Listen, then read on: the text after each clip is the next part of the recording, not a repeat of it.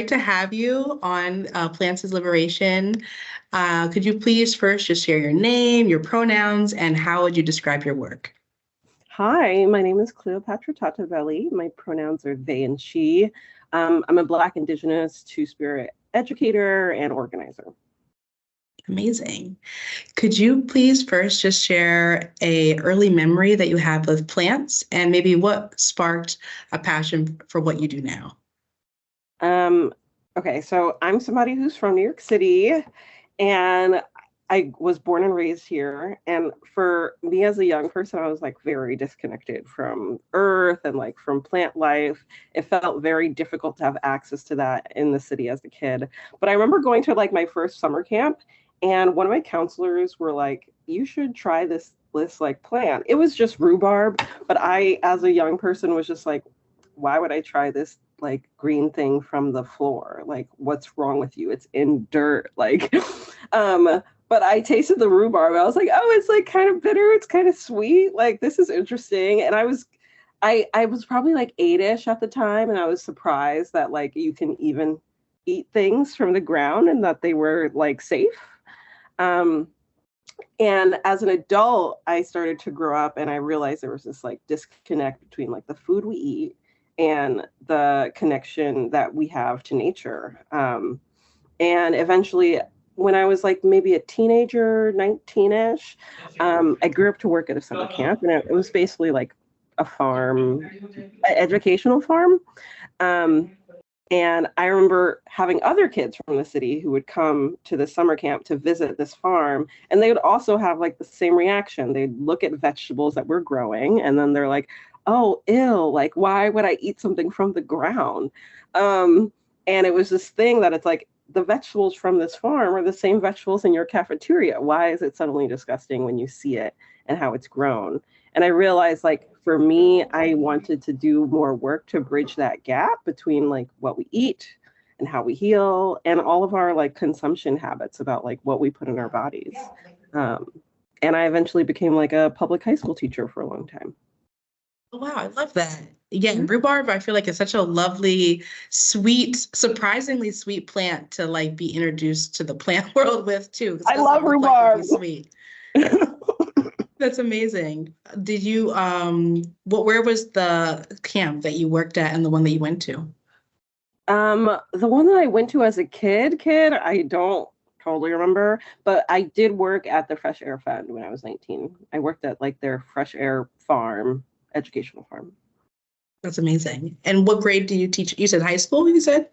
Yeah, I no longer teach. I actually do just social media for work now, but I was a high school teacher for 6 years, and I did work at an environmentally specialist like high school.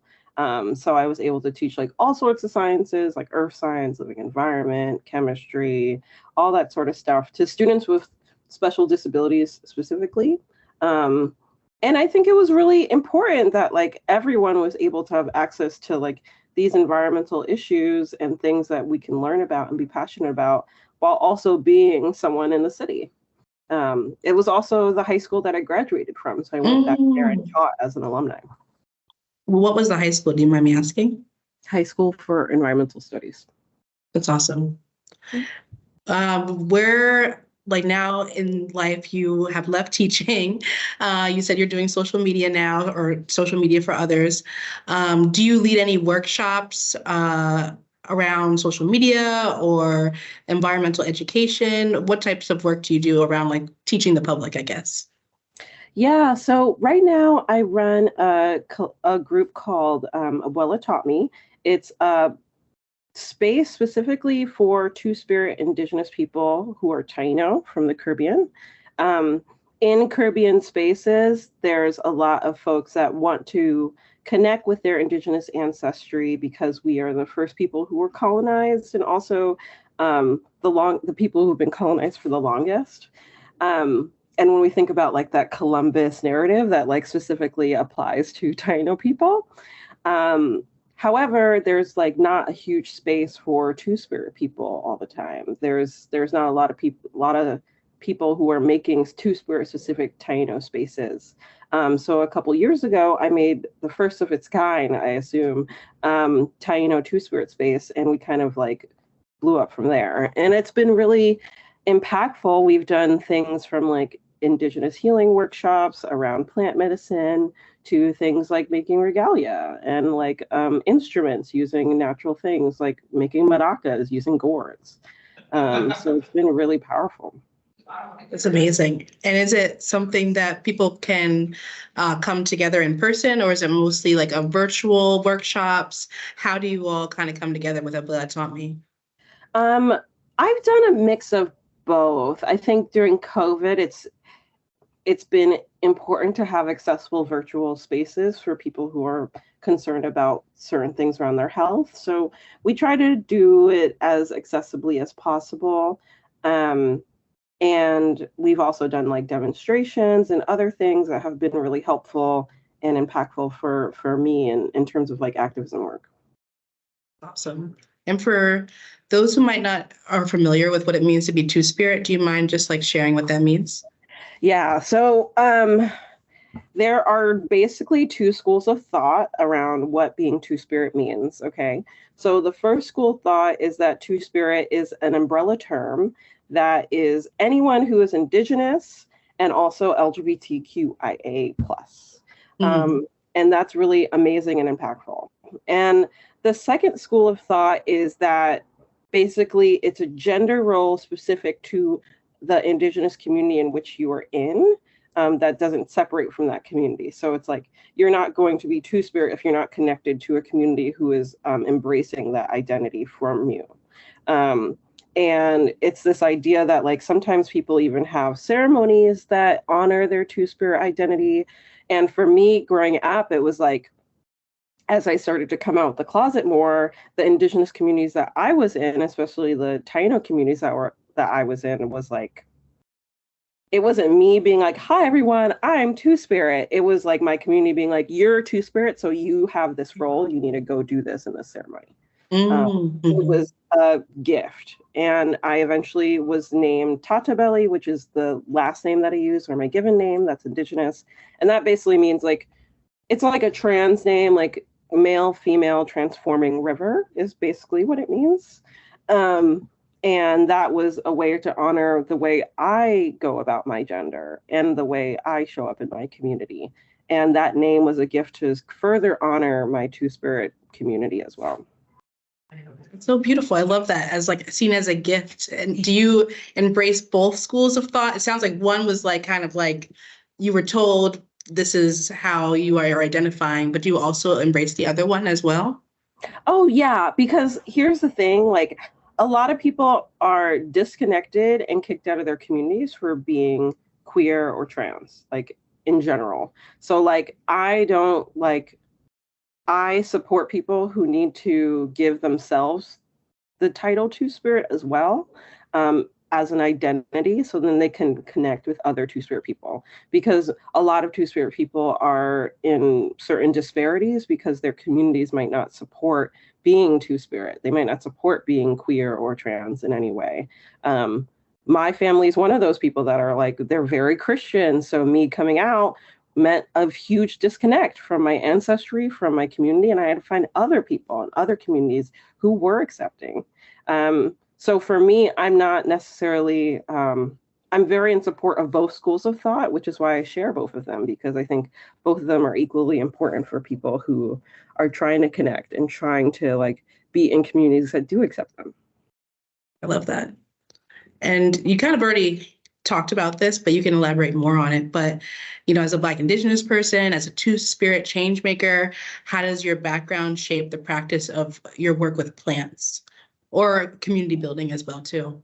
Yeah, so, you know, I said I grew up in the city. I saw a lot of disparities around like what it meant to connect with nature while being like this Black Indigenous person in New York City. And that basically inspired me to study environmental studies in undergrad. So it's one of my specialties for one of my degrees. And when I was in college, I recognized that there was this huge, gigantic gap for people of color when it comes to access to nature and environmental justice. And what the mainstream environmental movement says is like, center plants, center the earth, and like not really care about like the people in relation to the earth. It's just like, we have to save the animals, we have to save this. And it's like, for indigenous connections and people of color. And I also even identify Black people from the diaspora as indigenous, because I'm like, we were stolen indigenous people too. Like, I'm sorry, I don't know if I can curse. But I think those indigenous identities are part of what we should consider as the environmental movement, and as something to work towards in terms of justice. So environmental justice, I think, should include people. I remember I did this like very interesting job interview where someone was just like, I was basically interviewing for like an environmental animal centered org, and they were like, I saw in your cover letter that you didn't mention animals specifically, like you only said the word like indigenous, like there's no other words about animals specifically. And I'm like, when I say indigenous, I mean the plants, the people, the animals, I mean all of the things in relation to each other. That's a very indigenous way of understanding how we improve the environment. It's also improving the quality of the life of the people on the environment because we're part of the environment. So it was just like so confusing to hear this white person be like, oh my God, you clearly don't care about animals because you're only talking about people. And I'm like, you're missing the point of indigenous connection is the people, is the animals, is the plants, is the water. You know what I mean? Yeah, so that was something that as I learn and connect with other people, I recognize how my indigeneity and my Blackness continues to like inform how I go about my environmental work. Yeah, I think that's so important because I think now there is more of a switch I've noticed in the more recent years around like the indigenous perspective when it comes to like climate resiliency. But I'm 34 years old, and I remember like when I was in high school, it was very much just like save the penguins, like save the animals. Like it was very much just like focused on like these animals are endangered. What can we do to save them? And even, more recently also like endangered species, endangered plants, but like thinking in a very like linear lens and not thinking in it in like a holistic, like ecological, we're all kind of connected in that way. And I feel like the indigenous perspective has always seen it like that. And now people are finally being like, okay, we need to start paying attention. We need to start like prioritizing this knowledge that we've pushed aside for so long, which is sad that it has taken that long. But it seems like now there is kind of more of a, like with the land back movement, with like so many different movements to like prioritize indigenous knowledge and just the fact that the land needs to go back. It cannot stay in the possession. So yeah, exactly. When you're thinking about liberation, I think about acts of escape, like freedom, escaping oppression. Do you feel like plants liberate you? And if so, how? Yeah, so how do I say this? I'm someone who loves to mix the natural with the medical. I think it's important to have that balance, but there's a huge, long history of Black people specifically and Indigenous people specifically who have been treated wrongly by the medical industrial complex. And so when we think about like the ways that we care for ourselves when we can't always depend on the medical industrial complex to treat our people, we have to make these medicines at home. We have to make these treatments at home. There are so many issues that like Black people go to the doctor and they're not taken seriously with their symptoms, or brown people are not able to like, how do I say this? Not some people who are brown are not able to like even get insurance sometimes and aren't able to have access to their healing treatments in a doctor's office. So when I think about all of the historical oppression, I'm just like, of course we need to start using plants to liberate ourselves, to heal ourselves, to resist these like colonial systems of oppression. There's so much history with like people, like even Puerto Rican women specifically getting sterilized, and Black women also getting sterilized. And it's just like, of course, now there's this movement of like doulas and people who have always been birthing at home and always been able to have that access, because we can't always trust a doctor to be like, oh yeah, you can give birth here and then we're going to clip your tubes. And I think like based off of that violent history, it's so important that we have practitioners that use plant medicine to treat ourselves at home, because so often the doctors show themselves as unsafe. And I'm not going to say all the time, obviously we're in a pandemic right now. I'm someone who very much supports vaccines, and I want people to stay as healthy as they can. And I know in Black and Brown communities, like people are just being more negatively affected and impacted by COVID. And so I think like there's this history there that makes it so then people don't trust doctors, people aren't able to get those treatments from doctors, but it's for good reason. That lack of trust is for good reason. And I think the more that we have different alternatives to doctors, the more that the medical industrial complex has to improve based off of the fact that like we can't go there all the time. And we need them to do better. So then we have access and balance in our treatments.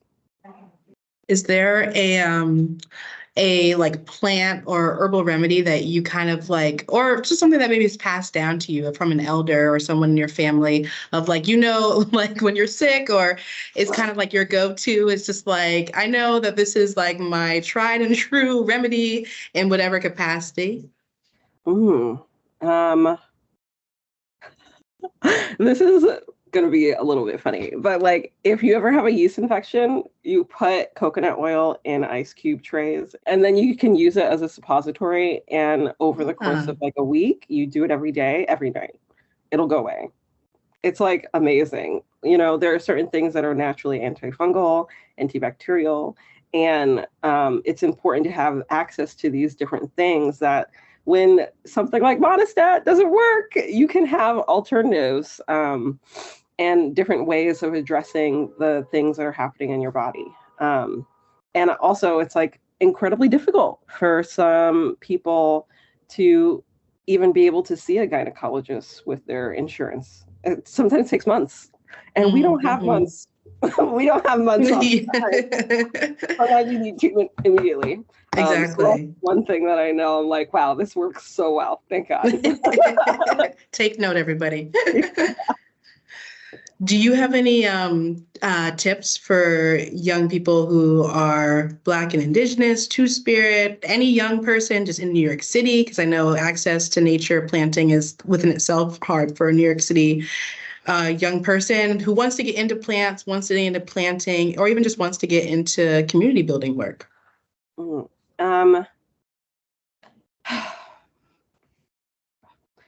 At least for me, it was like try to get involved with as much stuff as possible.